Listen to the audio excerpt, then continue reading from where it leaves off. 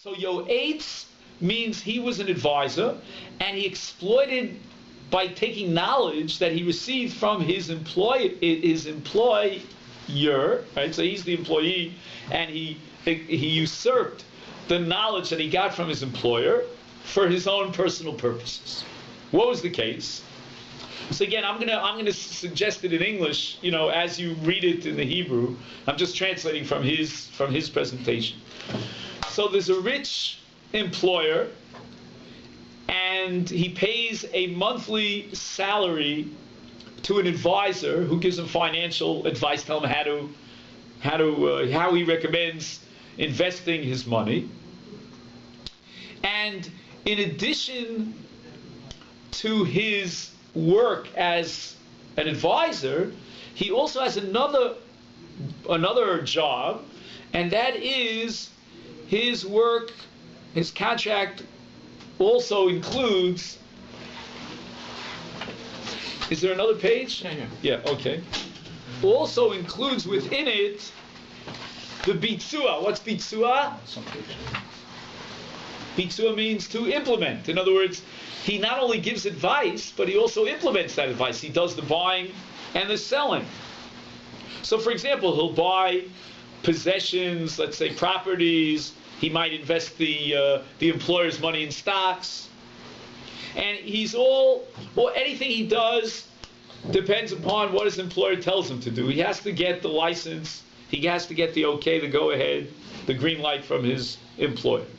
One day, his rich employer finds out from very secretive sources that a certain company in Chutz La'aretz, outside of Eretz Yisrael, is putting up 51% of its stocks for a very, very inexpensive price relative to its true market value.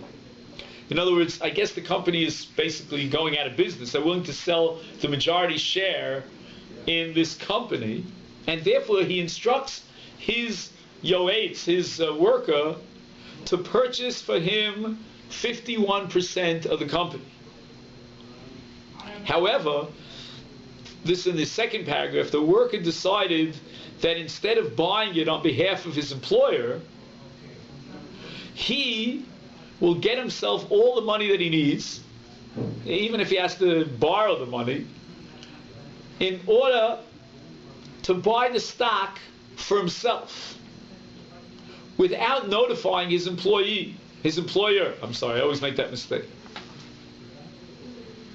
And at the end of the day, the predictions about this particular business deal came to reality, came to fruition, and after 2 months, the value of the stock doubled.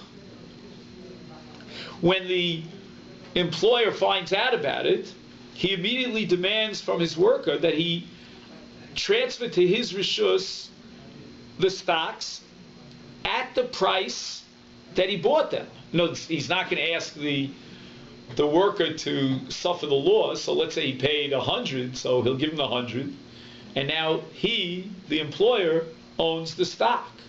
He made 100 on the deal, paid 100 for something that's now worth 200. And he insists that the only reason the employee, his worker, was able to land this deal was because of the information that he received from the employer. In addition, he claims that since at the time that he went ahead and he bought these stocks, he was working for him for a monthly salary, therefore anything that he did during that period of time is considered that he did it on behalf of his employer. He's working as a poel, in other words, on behalf of his employer.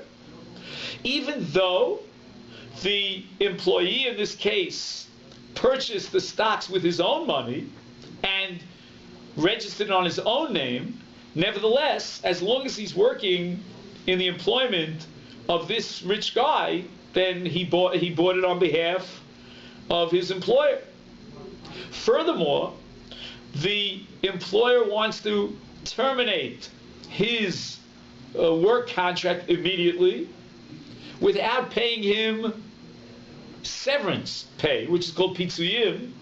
Now, I don't know how it is in Canada, but in Israel, pitzuyim is legally protected. That's very, because I don't know if you know this, that Israel was originally a labor country, with a lot of socialism and so forth. So labor's rights are still to some extent protected, even under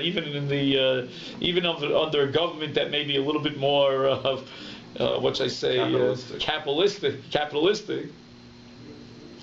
So the two questions are: number one, is the employer's claim justified in collecting all the profits from this investment? Number two, is his claim justified that he has the right to fire his worker without paying him any severance? Those are the two issues that he raises here. To me, it raises two questions immediately.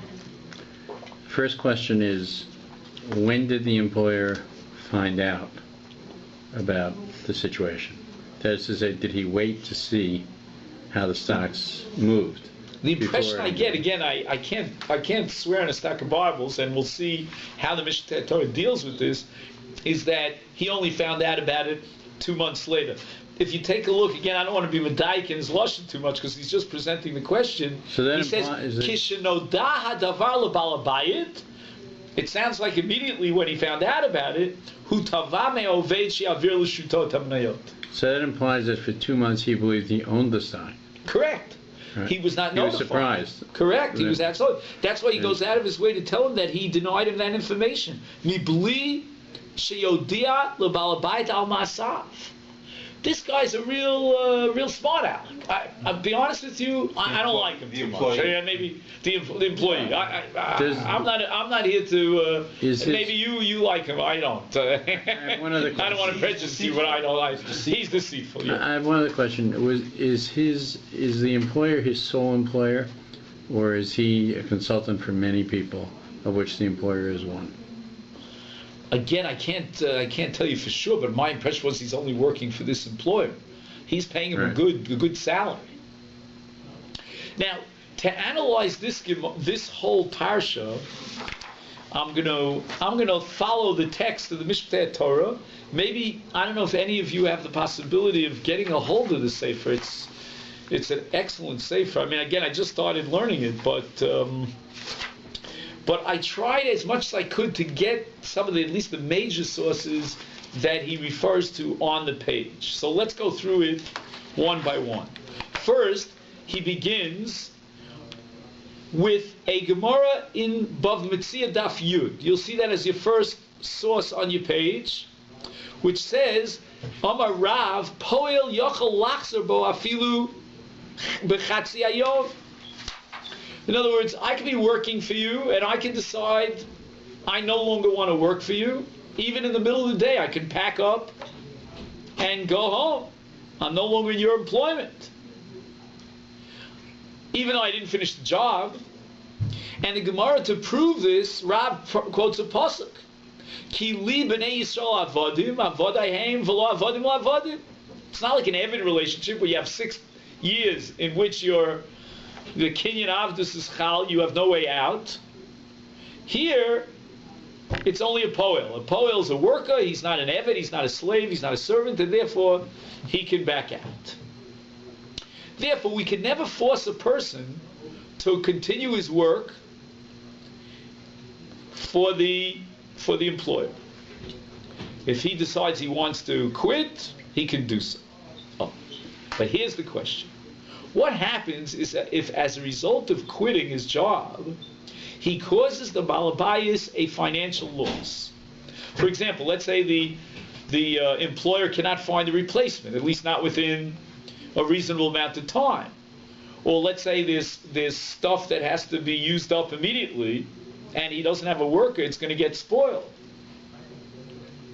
He says that in this case, we don't go back to this Gemara that we said, Hapol Yochel Lachzer B'Afilu B'Chatzi Hayom, but rather the Poel has to pay damages to the Baal Habayit. Now, why? Under what halacha does the Baal Bait have a right to say that by quitting half in the middle of the day, you caused me to suffer a loss, you have to pay me damages?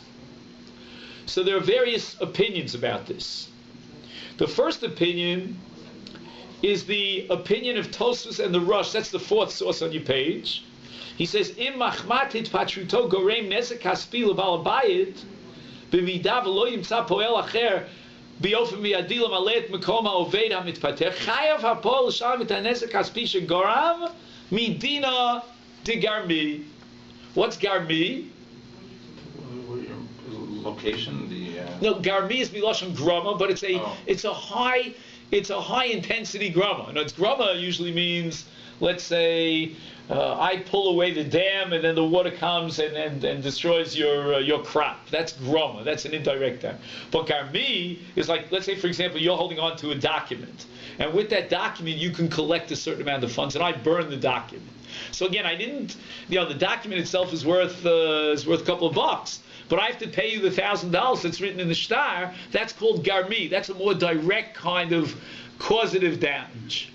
So in effect, everything that was arranged and was secured was so that the work could be continued. Now the poel says, "I'm out of here," and once he does that, he causes a loss to the Baal Bayit. Tosfos' opinion is that he has to pay for that. He can't just pack out and clean his hands. That's called Dina de Garmi. That's not the only way of learning it. There's another alternative approach, and that's the Ra'ah and the Ritva at the beginning of Perek HaSocher Sa'uvnin. They claim that what the Gemara means that the worker, when he quits, he has to pay damages, is based on a halacha of Arev. What's an Arev? Ayin Reish Bet. What's an Arev? Like we say, Kol Yisrael Arevim Zelah. Did you ever hear that phrase? Cosigner. Correct, a cosigner. An Arev is someone who accepts upon himself a guarantee of a loan. Let's say, for example, I lend you money, I ask you for an Arev, because I want to know that in case you default, someone else can pay in your place. Right? So someone comes along and says, I'm willing to take upon myself Arvus. Arvus applies whenever somebody does something based on your say-so. In other words, I'm saying to you, I'm going to work for you, I'm going to get the job done, and therefore you're going to buy a certain amount of supplies, you're going to rent out material, tractors, and whatever other investments you do because you're relying on me. So I, in effect, according to the Ra'ah, back up your financial outlay midin arev. Interesting. The third approach as to why the worker has to pay is the nesivus. The nesivus is much later. He's already an achron. But he claims, and this you'll see, it's a long piece here. I think it's the fifth source on your page. And I underlined the most important parts of the nesivus. He writes, "V'hu midin takoras chazal." In other words, there really is no legal recourse for the employer to sue the employee for quitting mid-job, but the Chachamim made such a takana in order to discourage this kind of practice. They said you're going to have to pay for that. He quotes the Tosfos. He says, "Va'afsha Tosfos kosvu dizel Rab Meir did the Mishalim Medina legarmi." He says, even though Tosfos, as we saw before, quotes Rabbi Meir, Rabbi Meir says they have to pay for garmi. That's an indirect but direct damage. Mashmal Chormi Divrei Din Gomerhu, that it's really strict law that he has to pay damages. He wants to reinterpret the Tosfos. Tosfos shouldn't be taken literally. Why? Devadai, he says it's not similar to the classical case, which is a sugya bavakama of workers who cut out in the middle of the job, where that's a very extreme case. If we have time, again, we'll research this, not for tonight, but that's a case where maybe garmi would apply. But in the normal case where a worker decides to terminate his work, that's not garmi, it's a takana that he has to pay. Fine. Now, let's ask ourselves the following question. If we start with the Gemara Beit Midrash, that Pol Yachal Lachzer Ba'afilu Chatzi Hayom, Getting back to our case, in which, let's say we'll call him Ruvain hired Shimon, and Shimon decided with that piece of information to invest, gather together the funds and invest in the stock himself, then at that point, he terminates his relationship. He's no longer working as a poet on behalf of the Balabais. Can he do so? Without notifying him. Even without notifying him? Can he do so? Well, let's go back to the Gemara Bava Metzia that we started from. Isn't there a kinyan between employer and employee that's settled that? No, that's exactly what Rob's point is. In the case of an Eved, there's a kinyan. Ki li b'nei Yisrael avodim. But not in this case of a Pol. Yochel lachzor afilu b'chatzi hayom. Take a look at the Gemara Bava Metzia Daf Ayin Vav, which is the second source in your page. Hasocher sa'umlim, you hire workers. Vehitu es balabayis. Even if they fooled the balabayis. Ein lehem zeh al zeh el taromas, excuse me. The balabayis can say, I have a taromas. Taromas is an Erev Yom Kippur Dekal. You know, I have a claim against you. You deceived me, you cheated me. That's not nice. It's what we call in Yiddish fat. That wasn't nice. But there's no monetary claim. Again, unless, as we saw before, there's a loss that he suffers. Rashi says that, fine, they found a better job. Whatever Rashi says, you'll take a look at the Rashi. Then if you look at Tosfos in Bava Metzia, he goes through that sugi of Avukama. He wants to know if there's Dina Degarmi, if the Balabais took a loss as a result of the fact that they quit the job midway. So therefore, getting back to the Mishnah Torah, he writes the following. He says, V'hine b'nidon ha'she'ela ma'poel yoda she'im yirchosh es havanoyos avur atzmo. If the poel would realize that by buying these minayot for himself out of his own pocket, hu ya'aleitz li pater v'nitratzev kach, he understands very well that he has to terminate his relationship with the Balabayit. We'll see why in a minute. And he decided that's worth it for him to do so, it's worthwhile. If he would notify the Balabayit, and then he would purchase the stocks, then he would certainly be allowed to do so, because of Paul Yochel Achzer B'mei Avodasa. He can discontinue his relationship. Ulam, however, pitsuye piturim vaday lo magiyim lo ki yud pater midat atzmo. So we now have a double answer. Number one, yes, he can terminate his relationship whenever he wants, but he can't expect to be paid severance money because he himself decided. See, but it's worse than that. Yeah. 2 months have gone by. He's not drawing a salary during those 2 months after he purchased it? Okay, good. Let's go slowly, David. I just want to go step by step. The Mishpat No, he's paying a monthly salary. Goes step by step. Yeah. Now, what about paying damages? Let's assume he terminated a relationship. Let's assume for the time being he didn't take a salary or give back the salary, whatever it might be. But what about the fact that he caused the Balabayit a tremendous loss? No, he didn't. Why not? There's no loss. There was a lack of gain. Oh, okay, David. You're going to be the next Mishpat Torah here. He could have been. No, I'm not joking. Somebody elsewhere though. No, let's see what he says. He says, Me'achar v'ein sofek ba'uvda shapol anal kones amnois b'kesef shegias liatzei nirshu al shmo, is therefore, since he bought it on his own name using his own money, I'm talking about the poel, then li'arni tunim elu, in the light of these facts, vade, there's no question that he owns these stocks and not his employer. What did he do with the money? Wait, let's go slowly. Again, give me a few minutes. I apologize, but yeah. I just want to get the facts on the ground. Again, it's a bit complicated, but if you'll be patient, I think you'll see the picture. He says, Memela, since he owns the stock, the Poel owns the stock. As a result, he says all the increments, all the revach, belongs to him. Well, however, is it so that if you're sent by me, right, let's say I'm the Mishalech, you're the Shliach, on a project, can you, as the Shliach, decide that you want to enter into this agreement for yourself? Let me try to explain. If you take a look at the fifth source on your page, the Gemara in Kiddushin, Ha'omer l'chavero, this is a case for a novel. Ha'omer l'chavero tseva kadesh li'isha plonis. Go over there and marry this woman off to me. V'halach, and what did he do, the shliach? He married her. Kitshal li'atzmo. He married her for himself. Says the Mishnah, Mekudeshes lasheni. The shliach could marry her off to himself.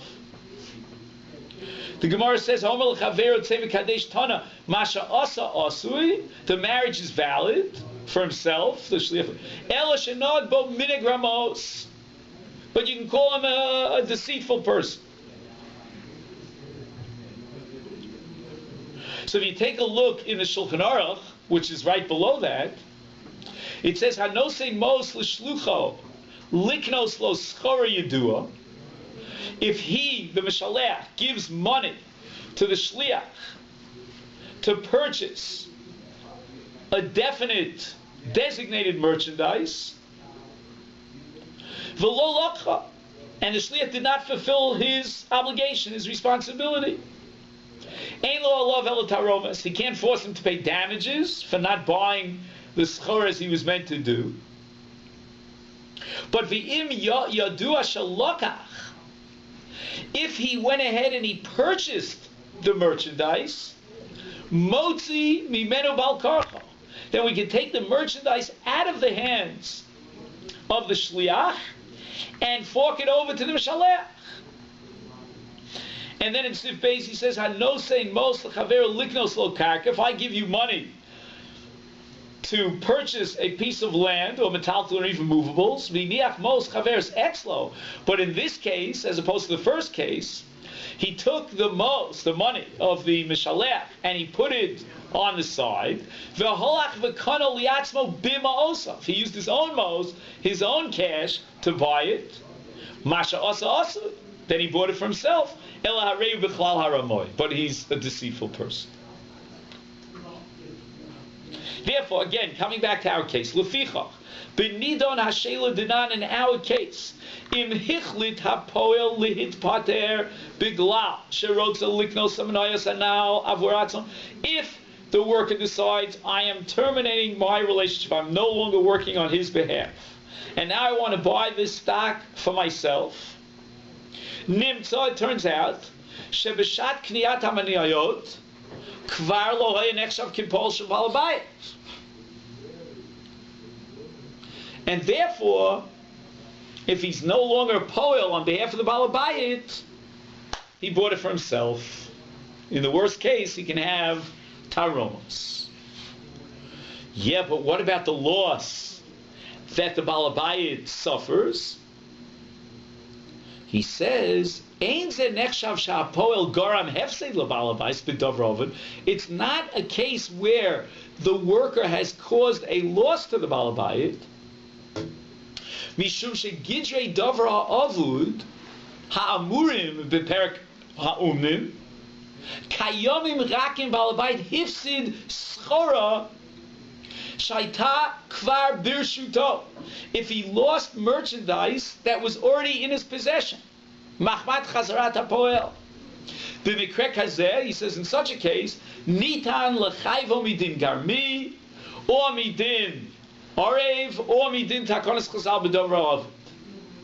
Masha enke b'nidon didan, sha'nidon hu minias revach, he did not cause any loss out of pocket, any merchandise that belonged to the balabayit, to the employer. Shenegram biglalo shelo rachash avuro miniot nosafot. He did not purchase these stocks. Hefseid zeh mugdar bechazal kimevatel kiso shel chaveru v'upotem yilushalim. Oh. So he makes the following distinction. When am I liable for damages, he says, when I cause you something that you own, possessions that are in your pocket, and I cause you a loss. That's called hefsek, that's called davar of. But if I prevent you from making a profit, does anybody know where we find this distinction? I mean, again, it's in Sofras HaUmim, but where else? I'll give you a hint, it's about a month from now. Sale of wheat. Yeah, but a month from now will be which day of Pesach? Well, it depends whether you're here or there, but where I'm going, it's going to be Chol HaMoed Pesach. So are you allowed to do malacha on Chol HaMoed? Yes, if it's a davar? To prevent a loss. Correct, davar ovid, but not to make money. Miniyas harevach. Right. So again, he doesn't mention this, but I think it's a perfect parallel. That you see that the halacha operates with this distinction between making a profit and losing what you already have. So for example, if I have fruits that are rotting on the trees, if I don't harvest them, again, I'm not paskening, but I'm saying in Big Gadol, as we say, in the broader picture, that malach of Ketzira would be okay on Chol HaMoed. But if I want to plant something because it's a good season for planting, and if I don't plant now, I'm going to lose a week's harvest. That's already miniyas revach. But it sounds like, with due respect, that it's a misuse of his money. In other words, he was given responsibility to hold his money, to invest his employer's money. He's misused his money because he hasn't done so. There's no culpability for him to, penalty. I mean, that could be. Well, that's damages. I mean, it depends. It depends where you hold. If at this point, again, we're still in the middle of the presentation of the Mishpat Torah, you're assuming, and that's where this is the lead into the second half of the tshuva, that he, the poel, has basically handed in his resignation. Okay, we're about to go a different approach. Without his employer knowing it, though. Okay, without his employer knowing it, but he makes that decision. Again, he's very deceitful and not notifying his employer, but he did so. Then he's operating as an independent agent. No, but let him pay damages. The answer is he didn't cause a davar ha'avud. So under none of the various categories can you sue him for damages. What can you do? You can say, I don't want to pay severance. You made the decision. It was your initiative to discontinue your work relationship. And therefore, I don't have to pay you severance. Now, at this point, there is what I call a shift. What word can I use? When you turn tilt. You turn second base, there's a whole curveball here. He says, "Im hapoel lo chashav litpater me'avodato." Remember, David, you were asking, isn't he still collecting a monthly salary? Eitzel palapait.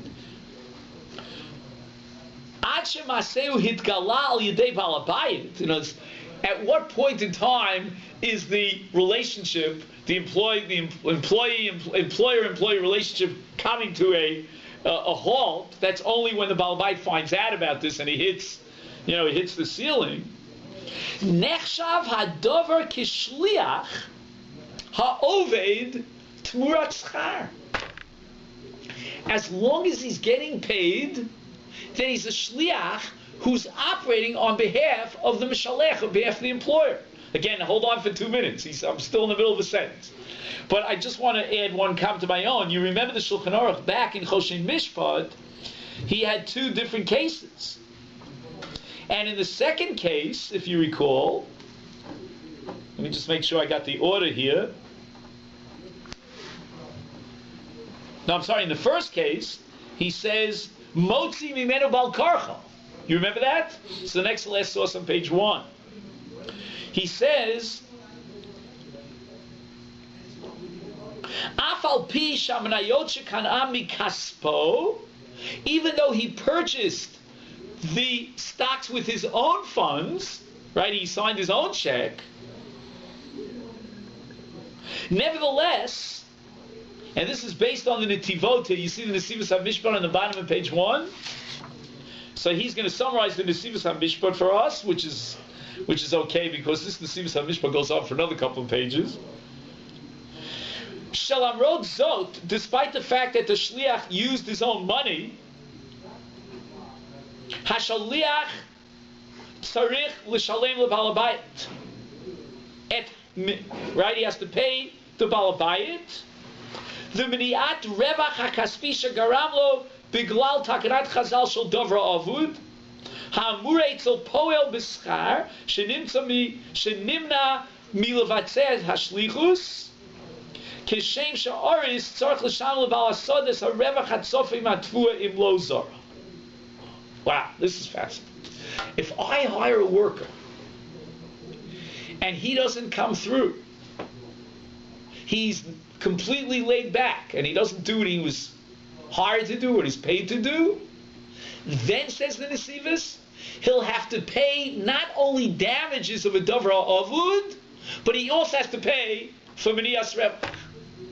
The case of the Nesivos is an Oris, a sharecropper, who has to plant and harvest the field, and if he fails to do so, and as a result the Baal Habayit didn't make the money that he was meant to make, and that's why he was hired as a sharecropper, then he has to pay him for the profit that he would have made.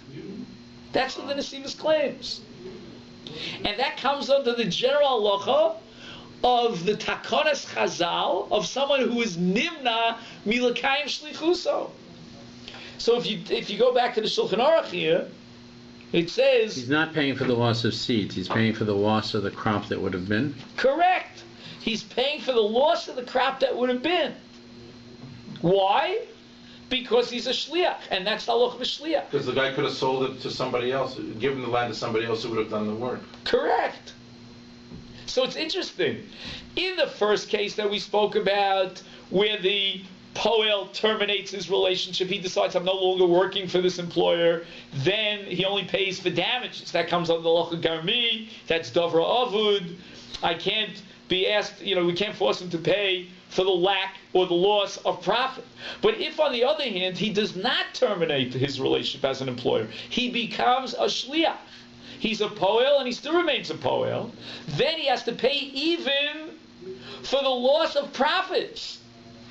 Ulefi zeh b'nidon didan, he says, in our case, if again the poel did not decide that he has terminated his relationship as a poel, and how do I know that? What's the proof in the pudding? He continues to receive. He continues to pocket to send his check to the bank. Yitztarech hapol l'shal balbaisas minias harevach shenigram lo machmaso.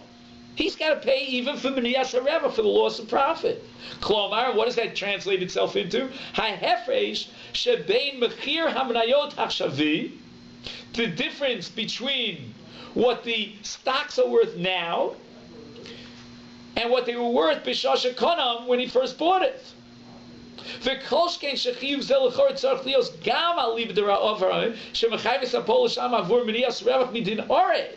remember that the Ra'ah says that a poel is an orev, and he's saying, go ahead with this investment, you're going to make the money, invest the money, and I'll back it up.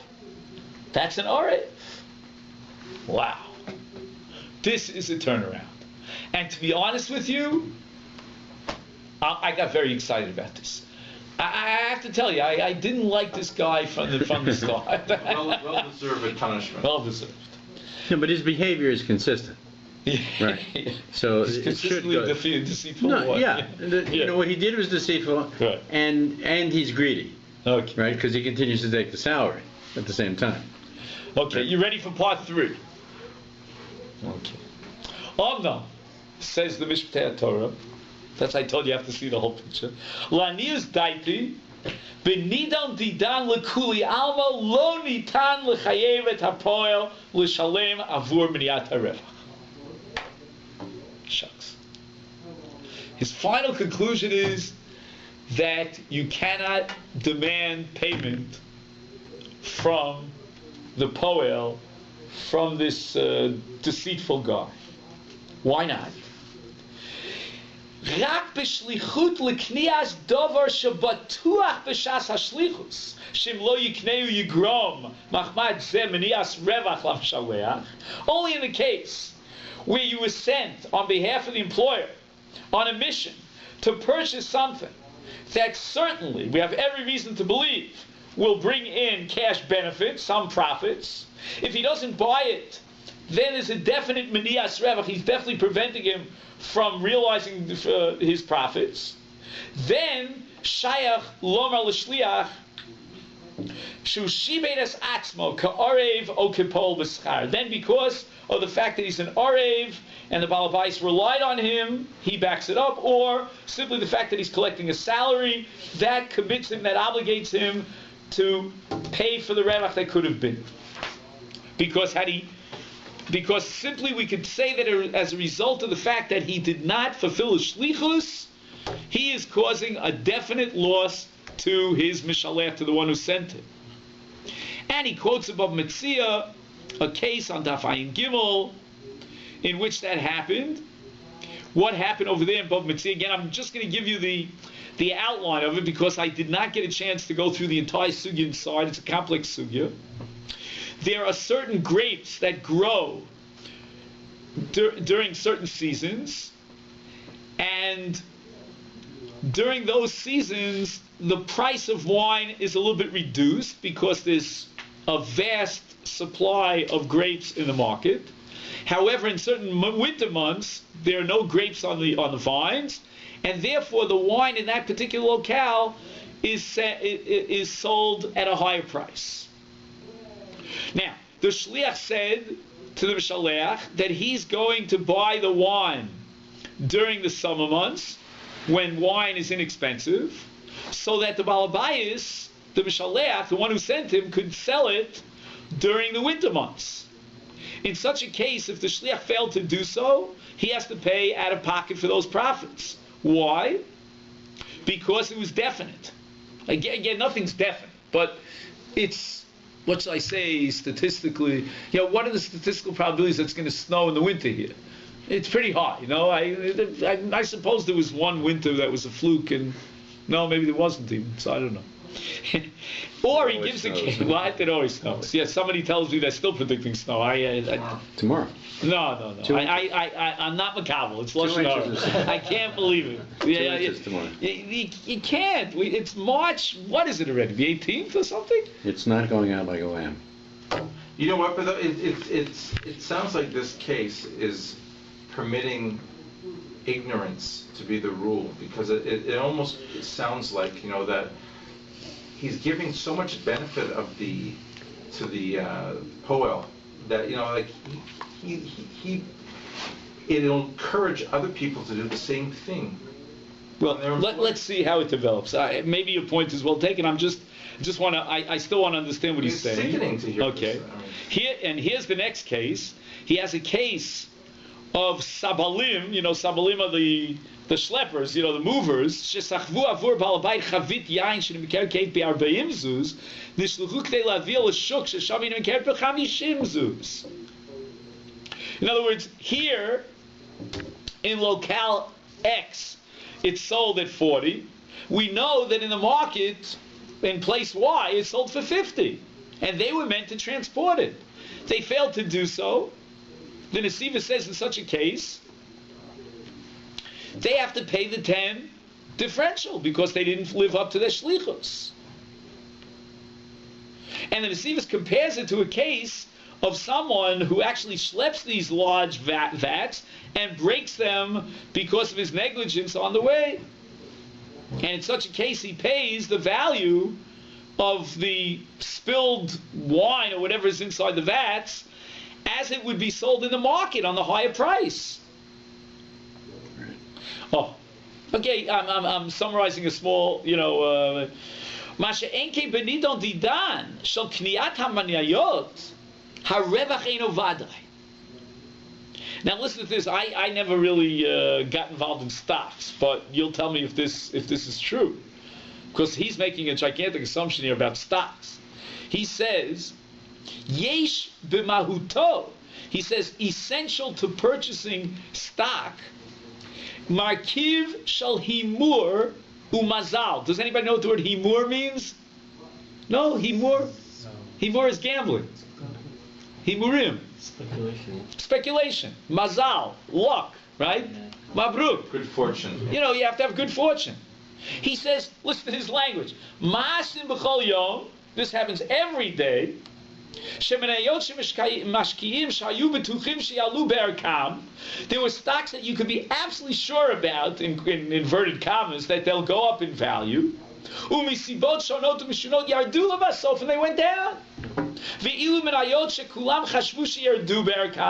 Everybody in the market predicted they're going to go down. They went up. Perhaps.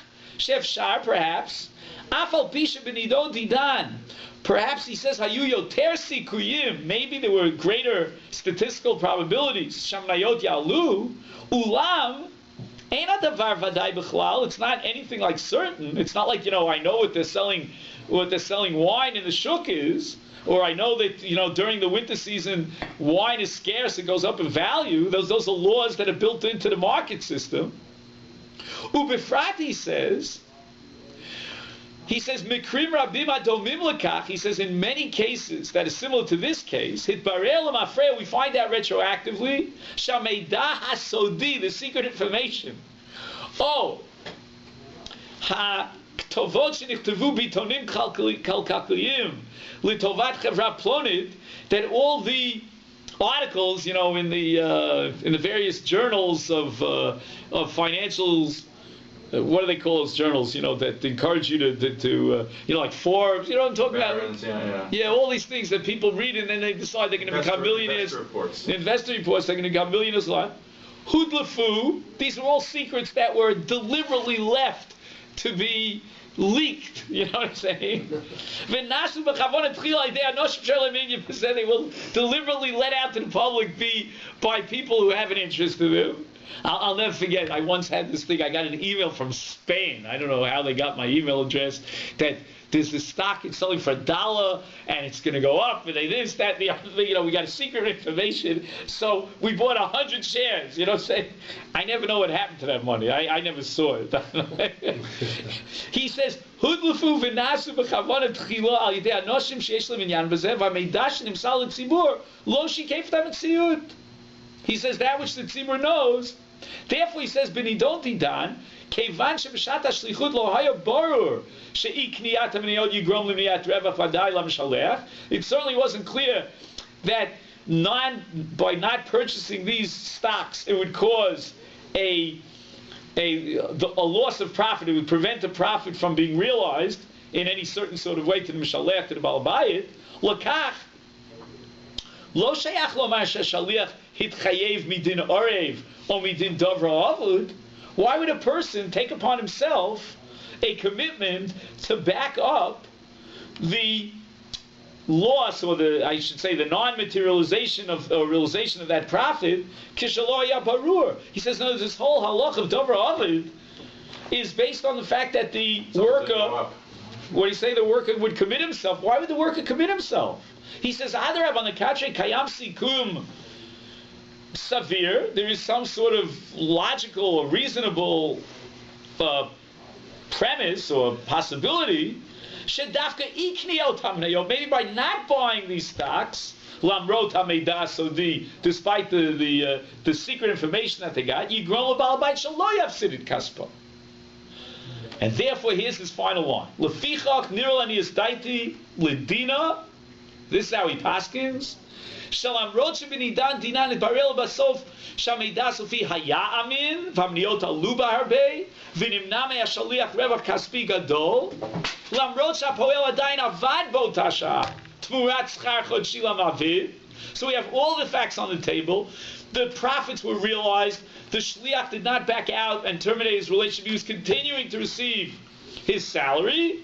Nevertheless, he says, "Charoni tanlo rak kidei shiknel balabayt menayot shel chavra shitbaksha leknota, bechol zot ein balabayt yachol chayvo l'shalem lo avur miniat harevach."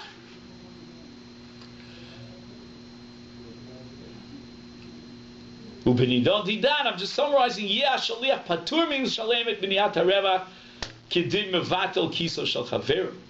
But pitzui, that he demands some sort of severance pay. He says, "Heino minad shel chesed latet lepolim amfutarim avatam shelo bashmatam."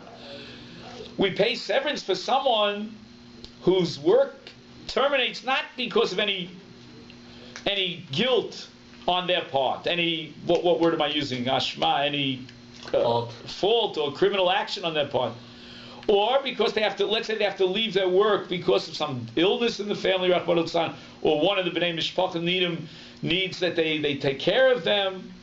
B'mikreim elu v'adovim lehem, nahug ve'eretz Yisrael u'b'ninot nosafot, l'shalem lapoel schum mesuyam, kima'anak, we give him a gift when he terminates his work. Ulam, however, ma'poel azav mirtzono et avodato.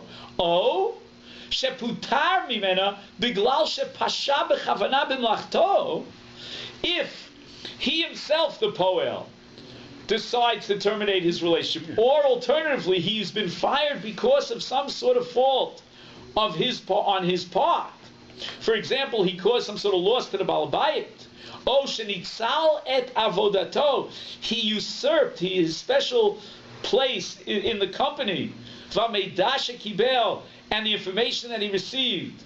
Litzorech pu'ulot, in order to achieve something sheish behem nigud interest in muvhak la'mavid. This was against the interest of his employer, who wanted to own the stock himself.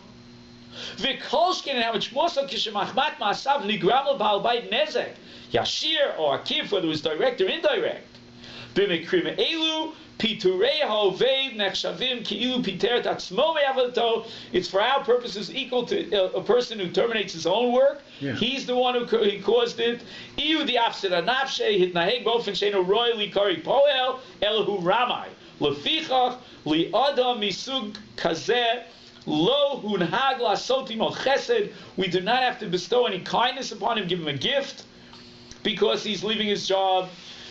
On the contrary, he says he should be happy that Beit Din did not force him to pay damages for the loss that was incurred, and therefore Lamaskoni says the final conclusion, Tova Sabal Bait Shepitrom Avodato. It certainly was worthy of the Baal Bait to fire him, and he is absolutely within his rights to refuse to pay severance. But as far as forcing the worker to pay for damages, that we can't do because it's uncertain debt. What about the salary he drew after he purchased the stock?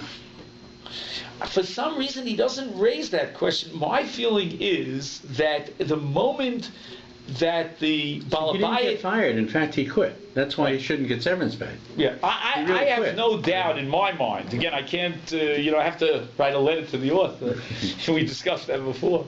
But I have no doubt that he has to fork over any of his salary. That's unquestionable. I just want to make one last comment. As I told you at the outset, I'm not really here to vouch for this Poel. I think he's a little bit of a scoundrel. And that's an understatement. I would say the following. Let's grant Reb Tzvi Schmitz the assumption that stocks are very this and the secrets and the blah, blah, all that he says. But I would say that if you were to get together a team of experts, that's my feeling, who have no prejudice, no axe to grind, no vested interest, they are purely objective. Again, he may deny that there is such a thing, but I'd like to believe that all my students that went to finance and they took undergraduate degrees in University of Pennsylvania, wherever they went, and not only that, then they went to graduate school, they got their MBAs, and they work 80 hours a week, and all this crazy mishigas. I'd like to believe that there is some science to it. It's not pure, as he calls it, speculation. No, it isn't. 10% of the people make 90% of the money. That 10% know what they're doing. So I would like to suggest if the government, or I don't know who, the think tanks of our financial although they haven't done very well in the United States, but let's say we found a group There's of... a lot of people who made money on the damages. Right. So, they sell short and this and that. But I'm saying if we could come to a conclusion based on scientific evidence that there is a group of people, we'll call them professionals, they understand the market. Short sellers. Whatever they are, short sellers, long sellers, buy sellers, big sellers, long sellers. But if they can come to the conclusion as again, I'll exaggerate here and say unanimous decision that given the facts about this particular company, that this was really a steal. This was a very unique opportunity. Like you say, people were suffering because of economic drawbacks, and therefore they put the stock out there. This was a good, solid company. It was not going under. It was on the way up. The price was right.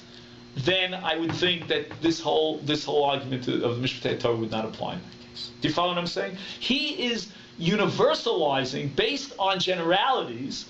And this particular case might just be the exception to the rule. That one in a 10,000 case where you could really predict that this was a good piece of evidence. Now, if on the other hand, the advisors would say to you, look, we really don't know. We don't know what's going on behind closed doors. We don't know. We don't have any access to their records. We have no way of knowing. We hear, we think it's a good piece of advice. Put in some money, don't put in too much money. It's still a high risk investment. Then what he's saying is correct. But it doesn't stop the issue that that you were raising about encouraging. The moment, that's one thing. Plus, the moment he realizes that he may have a good insight. He may have, now that he was speaking to the seller of the stock, or the business, that really is a good deal. That screamed to me of deceit. In other words, he came on a mission. It's like, it's like Avram telling Eliezer, go and find a wife for Yitzchak. He goes out, Eliezer falls in love with her and marries her herself. Right. But again, keep in mind that's what we saw here. I can't rewrite the script. I know. The Mishnah says in Kedushin, Ha'omer l'shlucha. As I say, this is a subject for. I forgot in high school I studied this. I remember which novel was it? It's one of the famous works in American literature. About what? Where the shliach goes ahead and marries her to himself. I mean, this is Cerno, isn't it Cerno? That's what Cerno it's called? I don't think I read Cerno in high school.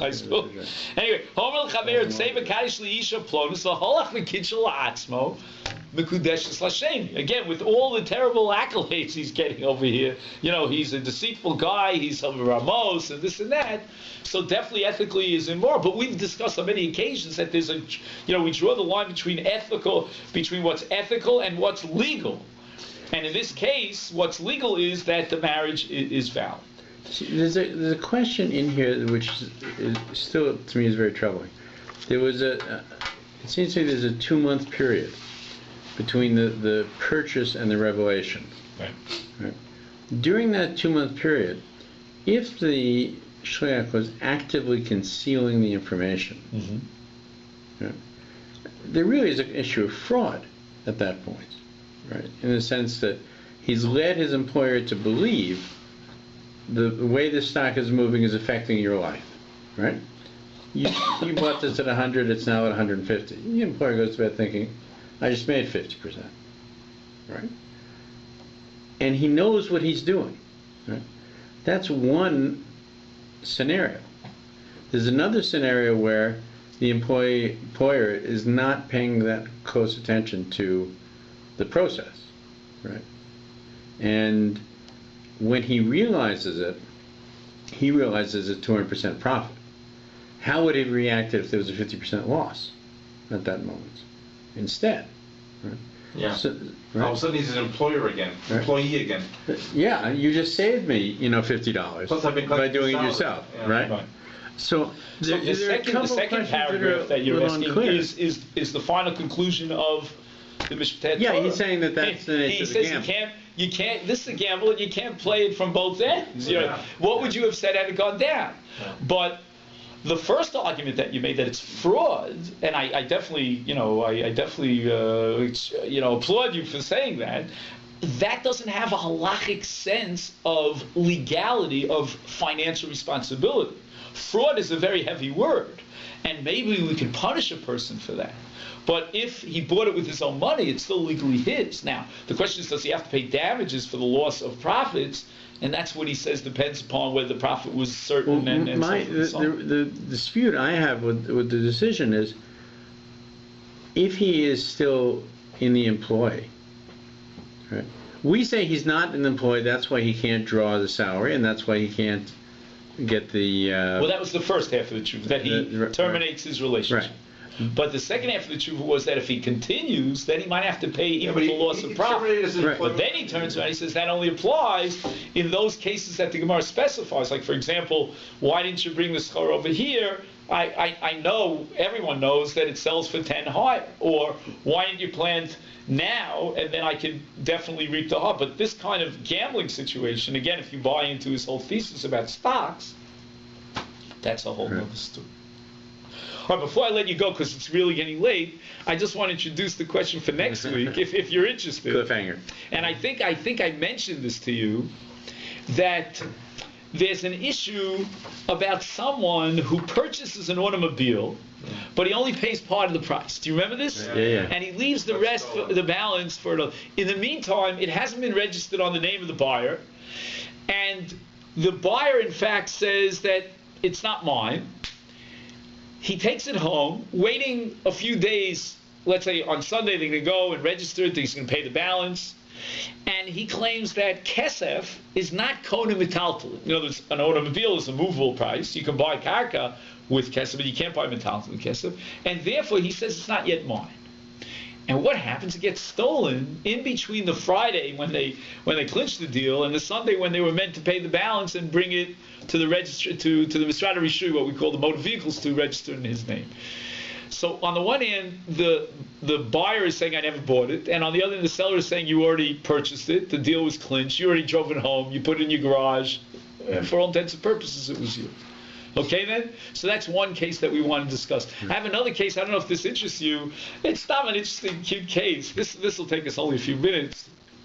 Is that somebody was walking with someone, let's say Reuven's walking with Shimon, and Shimon has a dog, and Shimon starts sniffing something in the ground. Reuven rushes, digs up the ground, and finds something of value underneath the ground that the dog smelled. Now Shimon's claiming, well, it's my dog. You wouldn't have found it without me. Reuven is saying, but I dug and I found it. So who actually owns that object?